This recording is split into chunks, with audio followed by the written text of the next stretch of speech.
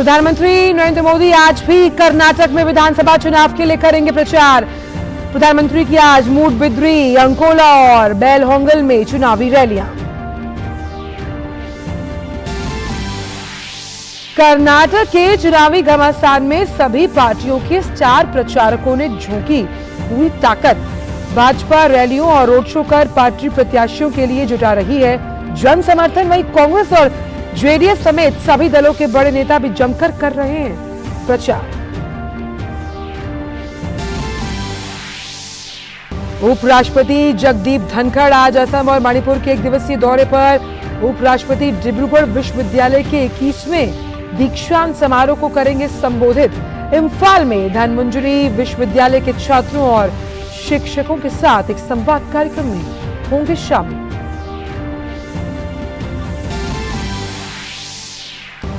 NDMC के हजारों कर्मचारियों के लिए आज बड़ा दिन। केंद्रीय गृह एवं सहकारिता मंत्री अमित शाह आज नई दिल्ली के ताल कटोरा इंडोर स्टेडियम में आयोजित एक भव्य कार्यक्रम में 4000 से अधिक कर्मियों को नियमितीकरण का पत्र सौंपेंगे। केंद्रीय वित्त मंत्री दक्षिण कोरिया के दौरे का आज उनका दूसरा दिन। वित्त मंत्री एडीबी के निदेशक मंडल की 56वीं वार्षिक आम बैठक में भारतीय प्रतिनिधिमंडल की करेंगी अगुवाई। वित्त मंत्री ने कल एडीबी अध्यक्ष मसात्सुको असाकावा के साथ की थी द्विपक्षीय वार्ता।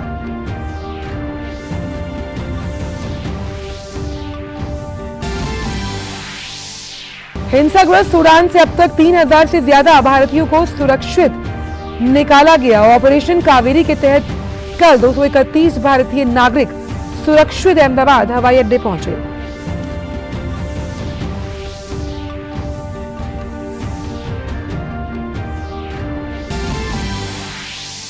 खेल की खबरों में वर्ल्ड बॉक्सिंग चैंपियनशिप 2023 में आज भारत के निशान देव पेश करेंगे चुनौती। वहीं आशीष चौधरी ने प्रतियोगिता के प्री क्वार्टर फाइनल में बनाई जगह।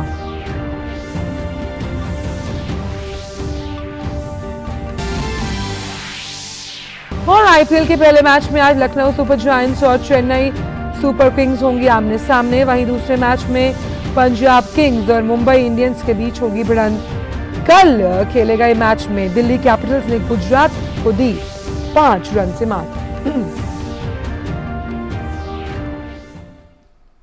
नमस्कार, आप देख रहे हैं एडीडी न्यूज। मैं हूं आंचल गुलाटी गुम्बर। आइए अब जान लेते हैं सभी खबरों को विस्तार के साथ। कर्नाटक विधानसभा चुनाव के लिए भारतीय जनता पार्टी ने चुनाव प्रचार तेज कर दिया। आज प्रधानमंत्री 3 जगह जनसभा को संबोधित करने वाले हैं। प्रधानमंत्री की कर्नाटक में आज सुबह जो जनसभा थी पहली 11 बजे मूडबिद्री में थी वो, और हमने देखा कि प्रधानमंत्री ने वहां पर भी चुनावी जनसभा को संबोधित करते हुए साफ तौर पर कहा कि कांग्रेस विकास की सबसे बड़ी दुश्मन है। इसके बाद हम जानते हैं कि प्रधानमंत्री करीब 1 बजे अंकोला में जनसभा को संबोधित करने वाले हैं और 3 बजे पार्टी के लिए बेलहोंगल में चुनावी सभा के जरिए जनता का समर्थन मांगेंगे। इससे पहले अगर मंगलवार का जिक्र करें तो प्रधानमंत्री ने कर्नाटक में पार्टी के पक्ष में चित्रदुर्ग, हॉसपेट और सिंधानूर के रायचूर में चुनावी जनसभाओं को संबोधित किया। प्रधानमंत्री ने चित्रदुर्ग में जनसभा को संबोधित करते हुए कहा कि आजादी के अमृतकाल में कर्नाटक का ये पहला चुनाव है। ये चुनाव कर्नाटक को नंबर 1 राज्य बनाने का चुनाव है। वहीं विपक्ष भी कर्नाटक में ताबड़तोड़ चुनाव प्रचार में जुटा हुआ है। कर्नाटक के शिवमोगा में कांग्रेस नेता राहुल गांधी ने जनसभा को संबोधित करते हुए भाजपा पर हमला बोला और कहा कि जीएसटी और नोटबंदी ने देश भर में व्यापारियों की कमर तोड़कर रख दी।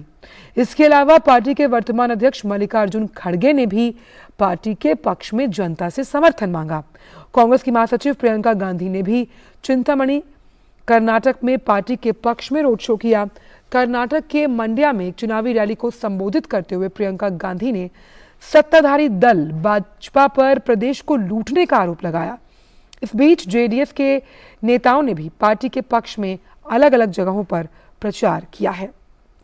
वहीं दूसरी तरफ निर्वाचन आयोग ने सभी राष्ट्रीय और राज्य स्तर के राजनीतिक दलों और उनके प्रचारकों से चुनाव प्रचार अभियान के दौरान संयम बरतने के और चुनावी माहौल को खराब न करने के लिए परामर्श जारी किया।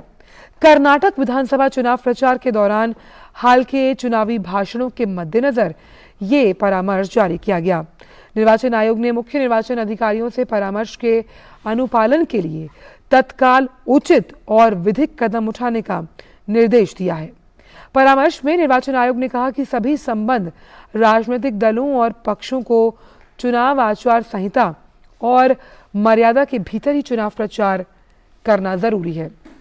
साथ ही राजनीतिक भाषणों की गरिमा बनाए रखने और चुनावी माहौल को मर्यादित रखने के लिए भी कहा गया है। भाजपा ने निर्वाचन आयोग के परामर्श का स्वागत किया। एनडीएमसी के हजारों कर्मचारियों के लिए आज बड़ा दिन है। केंद्रीय गृह मंत्री अमित शाह नई दिल्ली नगर पालिका परिषद एमडीएमसी के 4,500 कर्मचारियों को जो नियमितीकरण नियुक्ति पत्र है वो उन्हें सौंपेंगे। कार्यक्रम का आयोजन आज शाम राष्ट्रीय राजधानी के तालकटोरा स्टेडियम में किया जाएगा। इससे पहले फरवरी में गृह मंत्री ने दिल्ली के मुख्यमंत्री अरविंद केजरीवाल को पत्र लिखकर एनडीएमसी के 4,500 नियमित मस्टर रोल कर्मचारियों को नियमित करने की जानकारी दी थी। कर्मचारी एनडीएमसी में अपने नियमितीकरण के लिए कई वर्षों से इंतजार कर रहे हैं। ये एक ऐसा मुद्दा है जो उन लोगों से जुड़ा है जिन्होंने अपने जीवन के 20 से 25 साल एनडीएमसी में काम करते हुए बिताए और वो गरीब परिवारों से आते हैं। केंद्रीय वित्त मंत्री निर्मला सीतारमण के दक्षिण कोरिया दौरे का आज दूसरा दिन है। वित्त मंत्री ने कल इंचियोन में एशिया विकास बैंक के अध्यक्ष के साथ द्विपक्षीय मसलों पर बातचीत की। सीतारमण और अस्कावा के बीच ये वार्ता एडीबी की 56वीं वार्षिक बैठक से इतर हुई है। वित्त मंत्री ने इस मुलाकात के दौरान एडीबी अध्यक्ष से अधिक रियायती जलवायु वित्त के साथ भारत का समर्थन करने का आग्रह किया। वहीं मसात्सुको अस्कावा ने कहा कि बैंक रुपए मूल्य में बॉन्ड जारी कर कोष जुटाने पर विकल्प के जो तमाम स्रोत है उस पर विचार करेगा। अस्कावा ने यह भी कहा कि हम विदेशी मुद्रा बाजार में जो लगातार उतार चढ़ाव है उसके जोखिम से बचने के लिए स्थानीय मुद्रा में वित्त पोषण में बढ़ावा देने के लिए इच्छुक हैं। इसके अलावा वित्त मंत्री ने सियोल में भारतीय समुदाय के लोगों से मुलाकात की। उन्होंने भारत में महामारी के बाद अर्थव्यवस्था को जिस तरह से संभाला गया है ये कहा कि ये अपने आप में एक मिसाल है। We are noticed because we are the fastest growing economy, a large economy, and not for just this year, even for the coming year. We are also noticed for the way in which we've handled the economy during the pandemic and immediately after that for the revival's sake. Tomorrow, in fact, in the ADB Governors Seminar, that is the topic on which we are expected to contribute. If Southeast Asia, East Asia can contribute towards global growth, what are the kind of things that we need to place emphasis on? And will balancing revival, a stable revival and a sustainable growth, will that be a challenge? वित्त मंत्री Nirmala Sitharaman ADB की 56वीं वार्षिक बैठक में भाग लेने के लिए दक्षिण कोरिया के 4 दिवसीय आधिकारिक दौरे पर है, जैसा कि हमने आपको बताया। और वित्त मंत्री एडीबी के संचालन बोर्ड की 56वीं सालाना आम बैठक में भाग लेने के अलावा निवेशकों को संबोधित भी करने वाली हैं। साथ ही कई द्विपक्षीय बैठकों का दौर चलेगा। इसके अलावा वो वैश्विक अर्थशास्त्रियों और एडीबी के सदस्य देशों के वित्त मंत्रियों के साथ भी बैठक करेंगी। नई दिल्ली में आज मत्स्य पालन, पशुपालन और डेयरी मंत्रालय के द्वारा राष्ट्रीय स्तर पर एनिमल हस्बेंड्री एंड फिशरीज किसान क्रेडिट कार्ड कैंपेन और AHIDF रेडियो कैंपेन की शुरुआत हुई। मत्स्य पालन, पशुपालन और डेयरी मंत्री पुरुषोत्तम रुपाला ने राष्ट्रीय स्तर के इस अभियान की शुरुआत की है। इस दौरान केंद्रीय मंत्री पुरुषोत्तम रुपाला ने कहा, आज हम अपने पशुपालकों और मत्स्य पालन करने वाले लोगों को प्रधानमंत्री मोदी जी की अगुवाई में सीधे मदद करने में सफल हो रहे हैं। हाँ, गांव में 20 फैमिली की ही आबादी थी और उसके बाद कोई गांव ही नहीं था। वहीं से फिर 200 किलोमीटर तक कोई गांव नहीं था, मगर वहां भी पशुपालन करने वाले थे और वहां के लोगों का जीवन यापन पशुपालन पर ही निर्भर था, ऐसा कहूं तो भी गलत नहीं है। और वहां के लोग फिशरीज भी करते थे। तो ऐसे दुर्गम विस्तार में भी जो लोग काम कर रहे हैं, ऐसे लोगों को याद करके उनको इंस्टीट्यूशनल क्रेडिट देने का जो हमारे प्रधानमंत्री श्री ने निर्णय लिया है, ये भारत के ग्रामीण अर्थतंत्र को एक तरह से सपोर्ट देने का सबसे महत्वपूर्ण निर्णय मैं मानता हूं।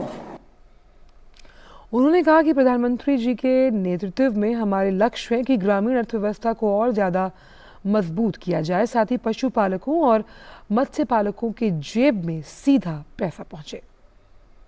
ये प्रधानमंत्री जी का ग्रामीण अर्थतंत्र को मदद करने का, छोटे लोगों को इंस्टीट्यूशनल क्रेडिट देने का निर्णय है, उसको हम धरती पर उतार कर एक बहुत ही अच्छे भारत के ग्रामीण अर्थतंत्र को सही दिशा में आगे बढ़ाने के काम में हम सहयोग कर रहे हैं। इस भूमिका के साथ आप सब लोग काम करेंगे तो मुझे लग रहा है कि अच्छे परिणाम हमको अवश्य मिलेंगे। बात अब सूडान की, जहां प्रतिद्वंदी सैन्य गुटों के बीच संघर्ष जारी है। अब तक 3,30,000 से अधिक लोग अपने ही देश में विस्थापित हो चुके हैं। खबरों के अनुसार सूडान के 1 लाख से अधिक लोग सीमा पार करने की कोशिश कर रहे हैं। उत्तर में मिस्र और पश्चिम में चाड के साथ लगी सूडान की सीमा पर भी शरणार्थी पलायन कर रहे हैं। इस बीच भारतीयों का सूडान से सुरक्षित निकाले जाने का सिलसिला लगातार जारी है। देखिए ये खास रिपोर्ट। सूडान में सेना और अर्धसैनिक बलों के बीच खूनी संघर्ष लगातार जारी है और बढ़ते संघर्ष के मद्देनजर बड़े पैमाने पर लोगों का पलायन भी हो रहा है। इस जंग की वजह से लोगों के पास देश छोड़कर जाने के अलावा शायद ही अब कोई विकल्प बचा है। संयुक्त राष्ट्र के मुताबिक करीब 1 लाख लोग देश छोड़कर पड़ोसी देशों में पनाह ले चुके हैं। इससे पहले संयुक्त राष्ट्र शरणार्थी एजेंसी ने चेतावनी दी थी कि सूडान में चल रहे खून खराबे के कारण 8 लाख तक लोग पड़ोसी देशों में शरण लेने के लिए मजबूर हो सकते हैं। शरणार्थियों के लिए संयुक्त राष्ट्र के उच्चायुक्त सूडान से भाग रहे लोगों की सहायता करने और चाड जैसे पड़ोसी देशों में सुरक्षा मुहैया कराने पर काम कर रहे हैं। सूडान में संयुक्त राष्ट्र शरणार्थी एजेंसी और उसके सहयोगियों ने सुरक्षा और मानवीय सहायता की तत्काल जरूरतों को पूरा करने के लिए सूडान के साथ पूर्वीय सीमा पर आपातकालीन टीमों को तैनात किया है। इस बीच प्रतिद्वंदी सैन्य समूहों के बीच लड़ाई के चलते लाखों लोगों के भूखमरी की कगार पर पहुंच जाने की वजह से विश्व खाद्य कार्यक्रम ने सूडान में संचालन के अस्थायी निलंबन को वापस ले लिया है, क्योंकि सुरक्षा की स्थिति अभी भी अत्यधिक खतरनाक है। इसलिए विश्व खाद्य कार्यक्रम उन स्थानों पर विचार कर रहा है जहां से मानवीय सहायता की पहुंच सुनिश्चित की जा सके। सूडानी सेना और प्रतिद्वंदी रैपिड सुरक्षा बलों के बीच संघर्ष के पहले दिन 15 अप्रैल को उत्तरी दारफूर में 3 कर्मचारियों के मारे जाने के बाद विश्व खाद्य कार्यक्रम ने अपनी जीवन रक्षक गतिविधियों को रोक दिया था। ये एक वास्तविक चिंता है और हमें बस शांति खोजने की जरूरत है। हमें संघर्ष के लिए दोनों पक्षों को एक साथ आने और संघर्ष को हल करने का रास्ता खोजने की जरूरत है, क्योंकि इससे पूरे क्षेत्र को अस्थिर करने की संभावना है। इस बीच अरब लीग के 22 स्थायी सदस्यों ने सूडान में जंग की ताज़ा स्थिति पर चर्चा के लिए काहिरा में एक आपात बैठक बुलाई। इससे पहले भी सूडान के हालात पर लीग बैठक कर चुका है। पिछली बैठक में लीग ने सूडान के आम लोगों को ध्यान में रखते हुए दोनों पक्षों से जल्द युद्ध विराम की अपील की थी। इस बीच सूडानी सेना के प्रमुख के दूत ने काहिरा में मिस्र के विदेश मंत्री से मुलाकात की। वहीं दुनिया के अलग अलग देश सूडान में फंसे अपने नागरिकों को लगातार निकाल रहे हैं।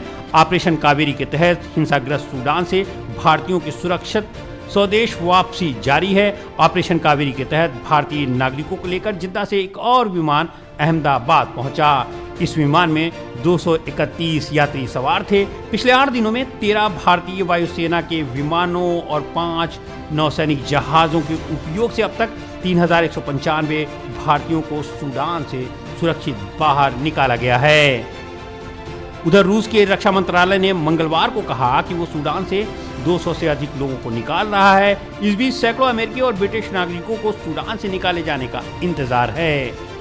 इस बीच प्रत्यक्षदर्शियों ने बताया कि 72 घंटे के संघर्ष विराम के दूसरे विस्तार के बावजूद खार्तूम में हवाई हमले, गोलीबारी और विस्फोट जारी हैं। राजधानी के उत्तरी और पूर्वी हिस्से में कई ठिकानों को निशाना बनाया गया। राष्ट्रपति भवन के आसपास भारी तोपों की आवाज भी सुनी गई। जंग में अब तक 500 लोगों की मौत हो चुकी है, जबकि हजारों लोगों को विस्थापित होने पर मजबूर होना पड़ रहा है। सूडान में तेजी से बिगड़ते मानवीय संकट के बीच संयुक्त राष्ट्र आपातकालीन राहत समन्वयक मार्टिन ग्रिफ्स सूडान का दौरा कर रहे हैं। तो ऑपरेशन कावेरी के तहत सूडान के उन इलाकों से भी लोगों को सुरक्षित निकाला जा रहा है जो तुलनात्मक सुरक्षित इलाकों में है। हमारे संवाददाता विशाल बैरिस्टो ने कसाला से दिल्ली पहुंचे ऐसी ही एक गुजराती परिवार से बात की है। ऑपरेशन कावेरी के तहत लोगों का सूडान से सुरक्षित भारत पहुंचने की जो प्रक्रिया है वो जारी है। अभी एक फ्लाइट आई है सूडान से। मेरे साथ एक परिवार है जो गुजरात से आया है। इनकी बुजुर्ग माँ है, पत्नी है, छोटी बच्ची है और उनके पापा है। मैं कसाला से हूँ। सूडान में वो जो कसाला स्टेट है वहाँ से कसाला में हूँ। अभी हम लोग सब लोग सुरक्षित पहुंच गए। आप लोग जो न्यूज़ दे रहे हैं देख रहे हैं, वो कसाला में कुछ नहीं है। कसाला में खाने पीने की चीज़, ऑल ओवर लाइटिंग, पानी सब कुछ मिलता है पानी। लेकिन आप लोग जो न्यूज़ दे रहे हैं वो खर्टूम में है। खर्टूम में श्योर है, खर्टूम, ओमदुर्मान, नॉर्थ खर्टूम में, लेकिन कसाला में अभी हम कसाला से इसलिए है, सब लोग घबरा गए कि आ जाओ आ जाओ आ जाओ, लेकिन कसाला में कुछ नहीं। अच्छा, ये बताइए कि आपको भारत सरकार के लिए क्या कहना है? भारत सरकार के लिए मुझे ये सब, ये ऑपरेशन कावेरी है वो this is a best and Narendra Modi this is a best. Narendra Modi जिंदाबाद, वंदे मातरम, जय हिंद। एंड जो आपने आर्मी सरकार, आर्मी लोगों ने जो हमले पोर्ट सुदान से जिद्दा और जिद्दा से यहाँ वो मिला है, वो thank you very much. Narendra Modi का मैं खूब आभार व्यक्त करता हूँ। इनकी आंखों में आंसू आ गए हैं। बुजुर्ग माँ से बात करेंगे। मोदी जी के लिए क्या कहेंगे आप?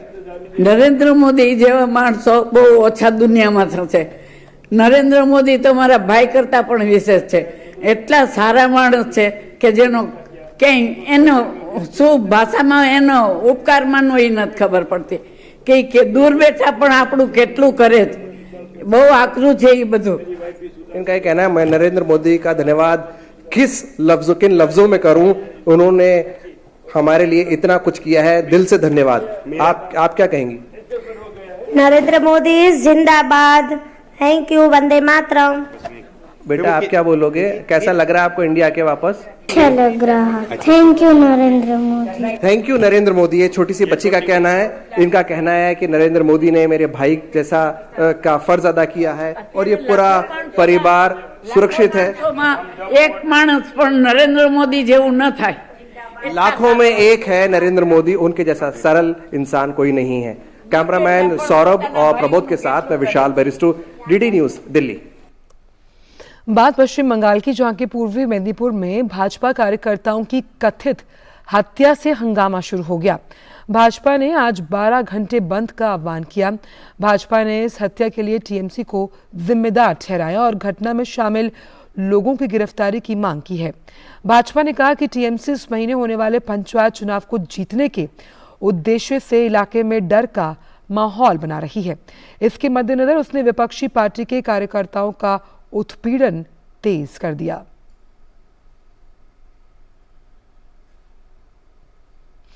आबकारी नीति मामले में सीबीआई की ओर से दर्ज केस में मनीष सिसोदिया ने अंतरिम जमानत के लिए दिल्ली हाईकोर्ट का रुख किया है। पत्नी की खराब सेहत का हवाला देकर अंतरिम जमानत की मांग की गई है। हाईकोर्ट ने सीबीआई को कल तक स्टेटस रिपोर्ट दाखिल करने के लिए कहा। हाईकोर्ट कल इस अर्जी पर सुनवाई करेगा। कल ही इस केस में मनीष सिसोदिया की नियमित जमानत की अर्जी भी दिल्ली हाईकोर्ट के सामने सुनवाई के लिए लगी हुई है। सुप्रीम कोर्ट में समलैंगिक विवाह के मसले पर सुनवाई चल रही है। केंद्र सरकार ने कहा कि वो सेम सेक्स कपल्स को सोशल बेनिफिट्स देने पर विचार के लिए समिति बनाने को तैयार है। कैबिनेट सेक्रेटरी की अध्यक्षता में समिति बनेगी जो इस पर विचार करेगी कि अगर सेम सेक्स कपल्स की शादी को कानूनी मान्यता न मिले तो उन्हें कौन कौन से सामाजिक फायदे उपलब्ध करवाए जा सकते हैं। सेम सेक्स मैरिज के मामले पर सीजेआई डीवाई चंद्रचूड़ की अध्यक्षता वाली संविधान बेंच सुनवाई कर रही है।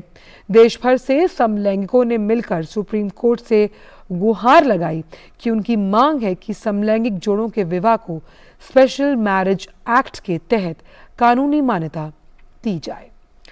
वहीं पंजाब के पूर्व सीएम बेअंत सिंह की हत्या के दोषी बलवंत सिंह राजवाना को सुप्रीम कोर्ट से राहत नहीं मिली। सुप्रीम कोर्ट ने केंद्रीय गृह मंत्रालय को राजवाना की दया याचिका पर जल्द फैसला लेने के लिए कहा। राजवाना लगभग 27 साल से जेल में बंद है।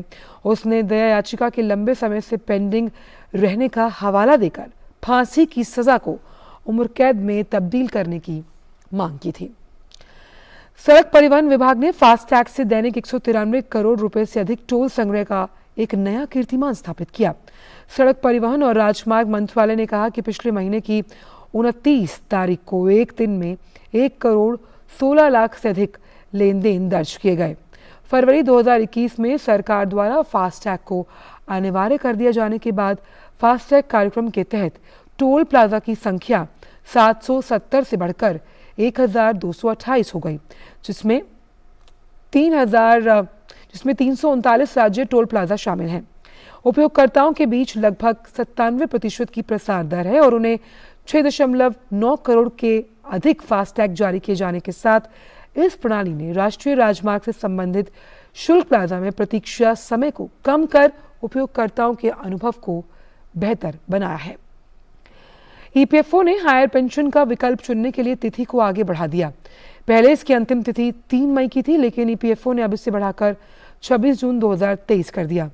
इस ऑप्शन को सिलेक्ट करने के बाद ईपीएफओ सब्सक्राइबर्स की पेंशन बढ़ जाएगी, लेकिन इसकी प्रोसेस और डॉक्यूमेंटेशन को लेकर लोगों के बीच काफी भ्रम बना हुआ था। इससे लोगों को हायर पेंशन का ऑप्शन चुनने की समस्या आ रही थी। इस वजह से अब हायर पेंशन का विकल्प चुनने की समय सीमा को आगे बढ़ाने की मांग की जा रही है और इसके लिए अब तक केवल 12 आवेदन मिले हैं। गो फर्स्ट एयरलाइन ने आज से 5 मई तक अपनी सभी उड़ानें रद्द कर दी। गो फर्स्ट की उड़ानें अचानक रद्द होने से यात्रियों की मुश्किलें बढ़ गई हैं। टिकट बुक कराने वाले यात्रियों ने नाराजगी भी जताई। रिपोर्ट्स के मुताबिक गो फर्स्ट एयरलाइंस लंबे समय से आर्थिक परेशानी से जूझ रही है और ऐसे में तेल कंपनियों के बकाये का भुगतान ना कर पाने की वजह से उसने ये बड़ा फैसला लिया है। सूडान में कल यानी गुरुवार से एक नए और लंबे 7 दिन के युद्ध विराम की सहमति बनी है और इस बीच पहले से लागू युद्ध विराम के बीच खार्तूम में हवाई हमले और गोलाबारी जारी है। दक्षिणी सूडान के विदेश मंत्रालय ने मंगलवार को एक बयान में कहा कि उसके राष्ट्रपति द्वारा की गई मध्यस्थता ने दोनों पक्षों को 4 से 11 मई के बीच एक लंबे समय तक चलने वाले संघर्ष विराम के लिए सहमत होने और शांति वार्ता के लिए दूतों को नामित करने के लिए प्रोत्साहित किया। इससे पहले लागू हुए युद्ध विराम 24 या 72 घंटे के रहे हैं। मंगलवार को भी ओमडुरमैन और बहरी शहरों में हवाई हमले तेज होने की खबरें मिली थी।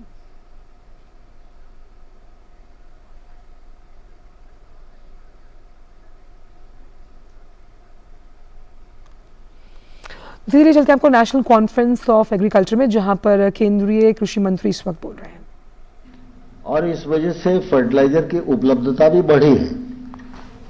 नहीं तो मैं इस बात का साक्ष्य हूं कि जब यूरिया की जरूरत होती थी तो अनेक राज्यों के सांसद, जिनमें मैं भी एक था, पार्लियामेंट में गांधी जी की मूर्ति के सामने धरने पर ही बैठे रहते थे और यूरिया की उपलब्धता नहीं होती थी।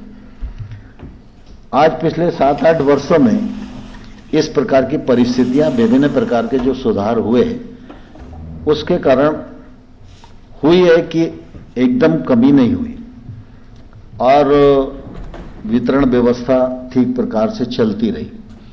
कोविड के समय में जरूर एक बार दिक्कत आई कि जबकि बहुत ज्यादा दाम बढ़ गए तो सरकार को बहुत ज्यादा सब्सिडी बढ़ाना पड़ी। आप सब लोग भी सरकार में काम करते हैं, जब पैसा निकालना हो तो सरकार को पैसा निकालना कितना कठिन होता है। आज 2-2.5 लाख करोड़ रुपए की सब्सिडी फर्टिलाइजर में जा रही है।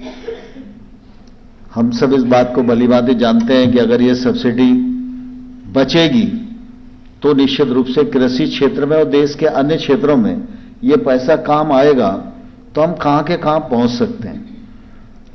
इस दृष्टि से सभी को प्रोत्साहन मिले तो टेक्नोलॉजी का भी उपयोग किया जा रहा है। ब्रांड को बदलने जैसी बात भी कही गई है और पीएम प्रणाम जैसे प्रोत्साहन योजनाएं भी सरकार संचालित कर रही है, जिससे निश्चित रूप से राज्य इस दिशा में प्रेरित हों और जो अभियान है उस अभियान की दृष्टि से हम अपना योगदान कर सकें। फर्टिलाइजर में नैनो यूरिया, नैनो डीओपी ये भी आ गया है, इसकी उपलब्धता भी है इसकी बिक्री भी हो रही है, उपयोग भी हो रहा है, लेकिन एक तो इसके उपयोग में राज्यों के द्वारा तेजी आना चाहिए, राज्यों की ओर से आग्रह बढ़ना चाहिए। और दूसरा, हमारे यहां कई बार ऐसी विसंगति दिखाई देती है कि ऑर्गेनिक फार्मिंग भी बढ़ रही है, नेचुरल फार्मिंग भी बढ़ रही है, नैनो यूरिया भी बड़ी मात्रा में उपयोग होना शुरू हो गया है, लेकिन उसके बावजूद भी यूरिया और डीएपी कम क्यों नहीं हो रहा? ये एक विचारणीय विषय है और राज्य सरकार के स्तर पर हम सब लोगों को विचार करना चाहिए। इतना नैनो यूरिया अगर खेत में चला गया तो यूरिया कुछ तो बचना चाहिए। ऑर्गेनिक रकबा इतना हो गया तो कहीं ना कहीं तो रासायनिक उर्वरक की बचत होनी चाहिए, लेकिन वो भी बढ़ रहे हैं और ये भी बढ़ रहा है, तो ये दोनों चीजें एक साथ कैसे हो सकती हैं? ये आश्चर्य का विषय है। इस पर मैं समझता हूं राज्य सरकारों को गंभीरता से विमर्श करना चाहिए। दूसरा, मैं आप सबको इस बात के लिए बधाई देना चाहता हूं कि आप सब ने प्रयत्नपूर्वक हमारे खाद्यान्न की उपलब्धता से लेकर बाकी सब चीजों की उपलब्धता को सुचारू रूप से बनाए रखने में निश्चित रूप से बहुत अच्छा काम किया है और इसके लिए राज्य सरकार और किसान सभी बधाई के पात्र हैं। लेकिन इसमें मैं आईसीआर की भूमिका के लिए भी उल्लेख करना चाहूंगा कि हमारे वैज्ञानिक भी सतत अनुसंधान में लगे हुए हैं, लेकिन वैज्ञानिकों के अनुसंधान के परिणाम स्वरूप खेती का रकबा नहीं बढ़ रहा है, लेकिन उत्पादकता बढ़ रही है, इसलिए खाद्यान्न का उत्पादन रिकॉर्ड हो रहा है। और ठीक इसी प्रकार से अगर हम देखेंगे तो बेमौसम बरसात और बेमौसम बरसात से फसल को नुकसान, लेकिन अगर नुकसान भी आंशिक ही हुआ तो इसमें भी अनुसंधान की महत्वपूर्ण भूमिका है। लेकिन हम सब जानते हैं कि अभी अनुसंधान को और बढ़ाए रखने की आवश्यकता हमें लगती है, क्योंकि 2050 की चुनौती हम सब लोगों के सामने है, जब हमारी आबादी बढ़ने वाली है। दूसरा, आज भारत जिस राजनीतिक परिदृश्य पर खड़ा हुआ है उसमें हमारी अपनी जिम्मेवारी तो है, अपने देश की जनता की जिम्मेवारी हमारे ऊपर है, लेकिन दुनिया के बहुत सारे देश जो हमसे आज अपेक्षा भरी नजरों से देख रहे हैं, उनकी अपेक्षा को भी पूरा करने की जिम्मेवारी भारतवर्ष के कंधों पर है। तुम सुन रहे थे कृषि मंत्री नरेंद्र सिंह तोमर को, जो जिस तरह से यूरिया की उपयोगिता के बारे में बता रहे थे और उन्होंने कहा कि किस तरह से ग्रामीण अर्थव्यवस्था को मजबूत करना हमारे ही हाथ में है, क्योंकि उसी के साथ हम आर्थिक प्रगति को लेकर आगे बढ़ सकते हैं। तो फिलहाल समाचारों में इतना ही, दीजिए इजाजत, नमस्कार।